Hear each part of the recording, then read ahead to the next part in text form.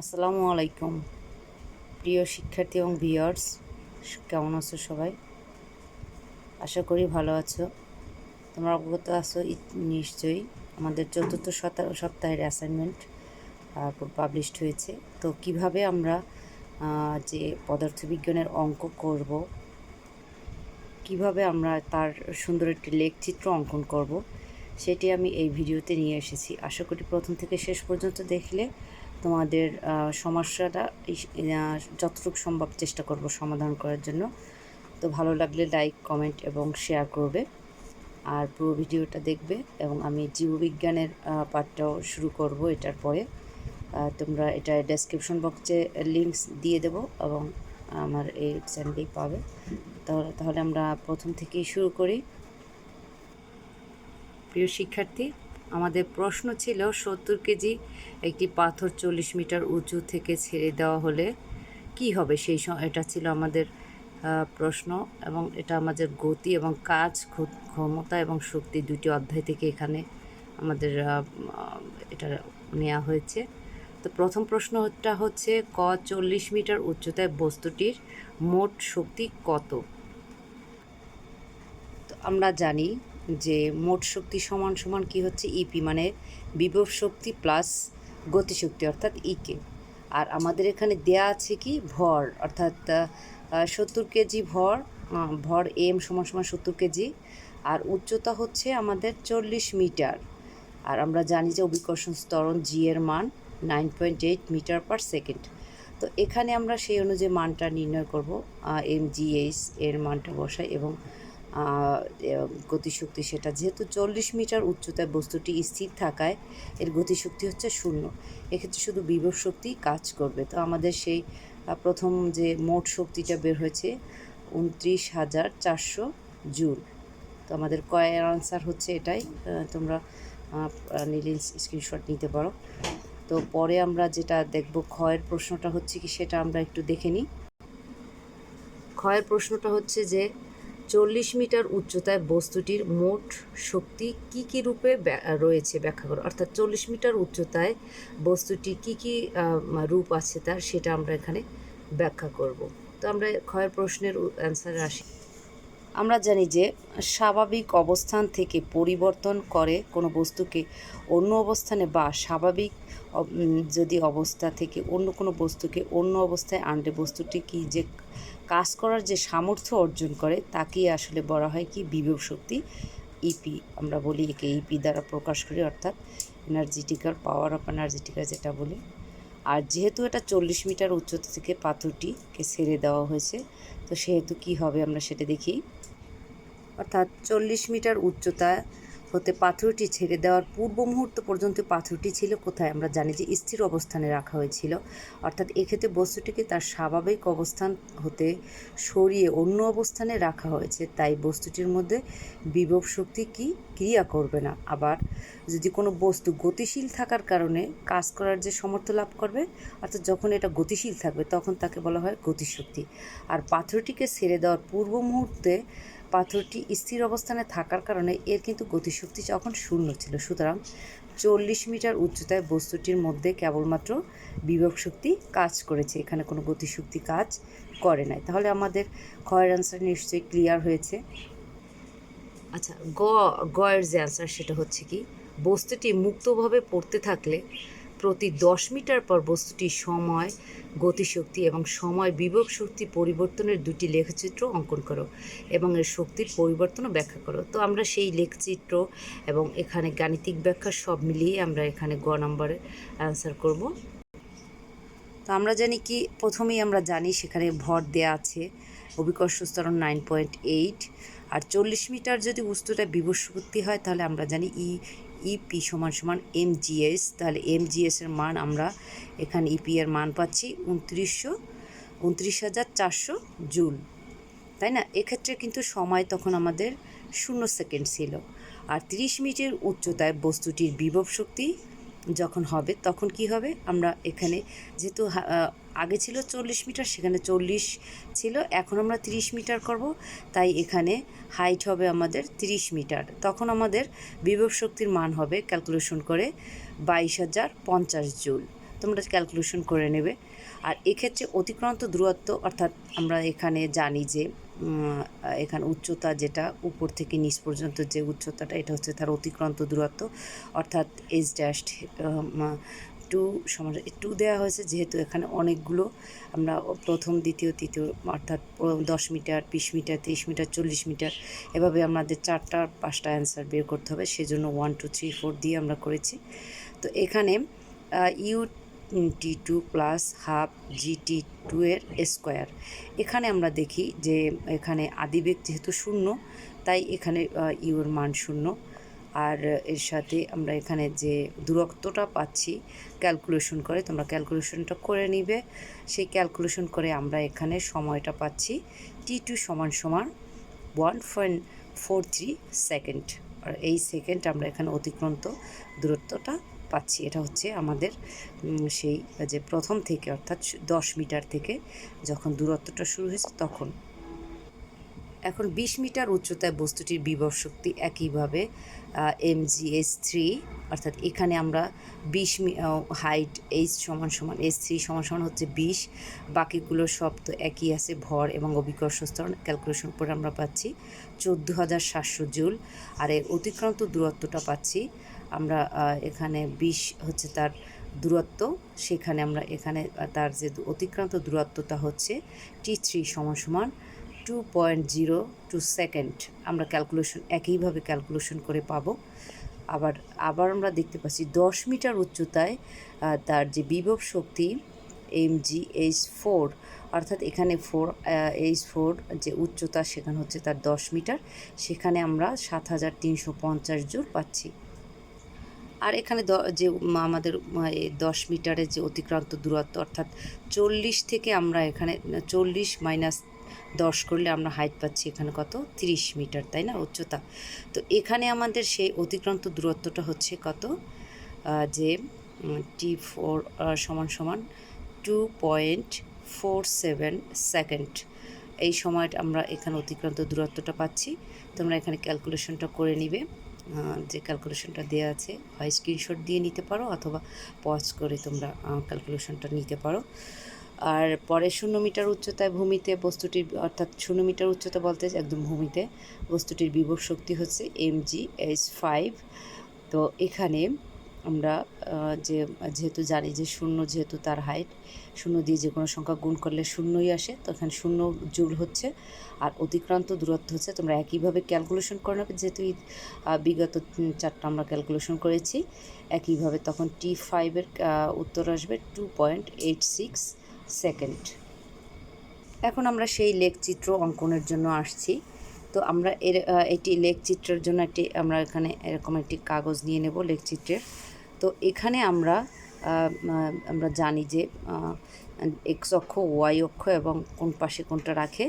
তো এখানে খেয়াল করো এক্স অক্ষ নির্ধারণের জন্য আমরা এক্স অক্ষ বরাবর 10 ঘরের মান সময়ের 1 একক এবং ওয়াই অক্ষ বরাবর 1 ঘরের মান হচ্ছে বিভব শক্তির 1000 একক। ঠিক আছে, যেহেতু এখানে অনেক বড় 29,000 এখানে আমাদের আছে, সেজন্য আমরা এভাবে ধরে নেব।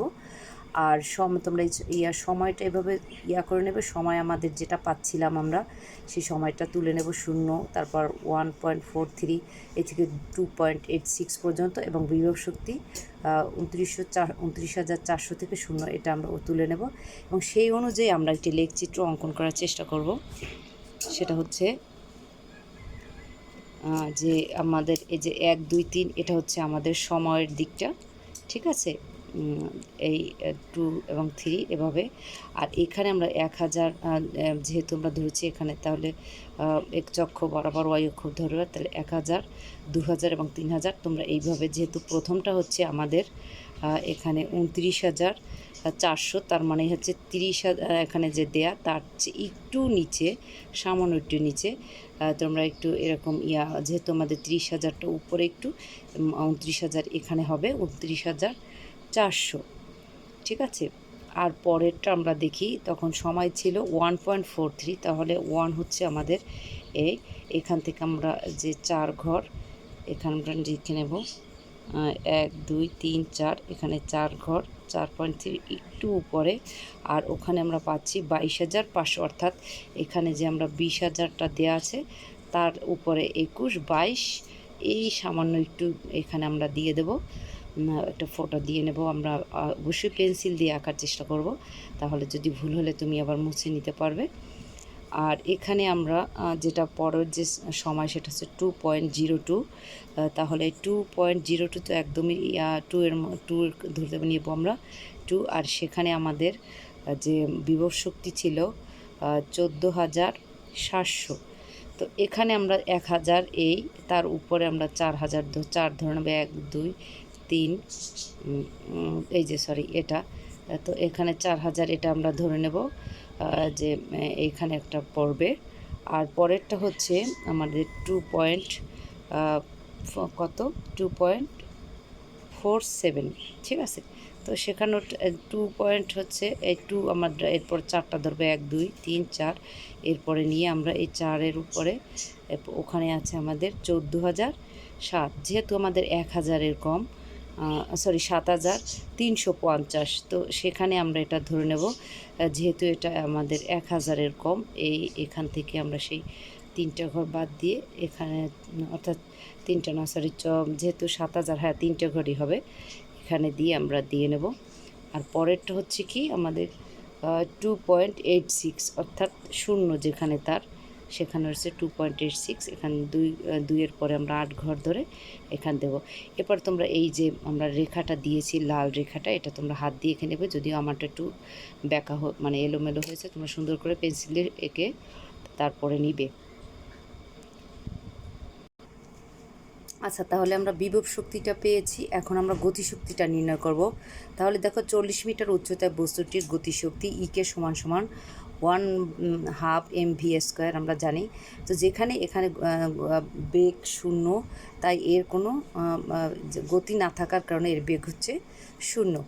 তো 30 মিটার উচ্চতায় বস্তুটির গতিশক্তি হবে, অর্থাৎ এখানে v² সমান আমরা জানি u² + 2gh2 ঠিক আছে। তুমি একটু ভালো মতো দেখে নাও পাশে, h' আছে এখানে, আর ব্র্যাকেট h2, আর এখানে আদিবেগ 0 হওয়ার কারণে আমরা ক্যালকুলেশন করেছি এখানে 2 mgh, আর এর মান বসিয়ে আমরা পাচ্ছি 7350 জুল, অর্থাৎ 7350 জুল। আর 20 মিটার উচ্চতায় বস্তুটির গতিশক্তি হবে 1/2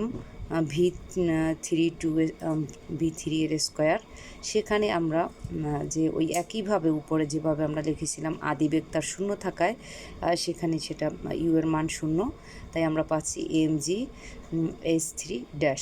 আর এখানে মান আমরা বসিয়ে ক্যালকুলেশন করে পেয়েছি 14,700 জুল।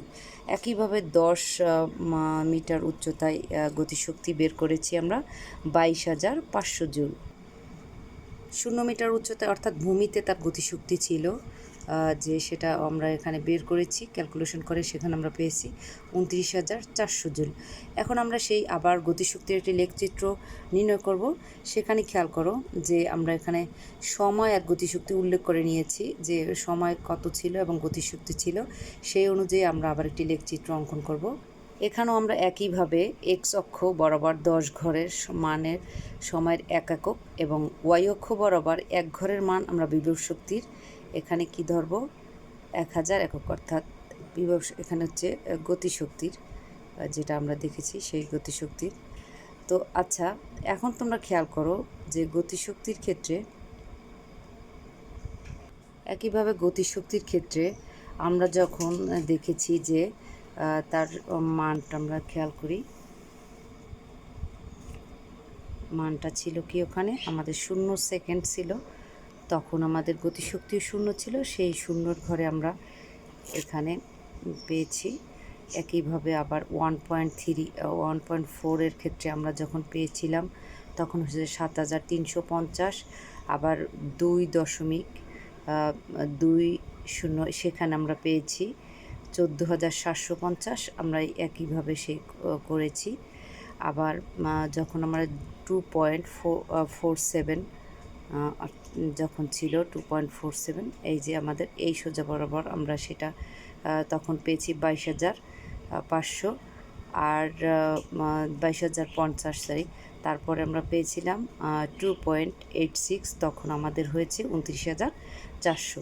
এইভাবে আমাদের লেখচিত্রটা আমরা অঙ্কন করে নিব।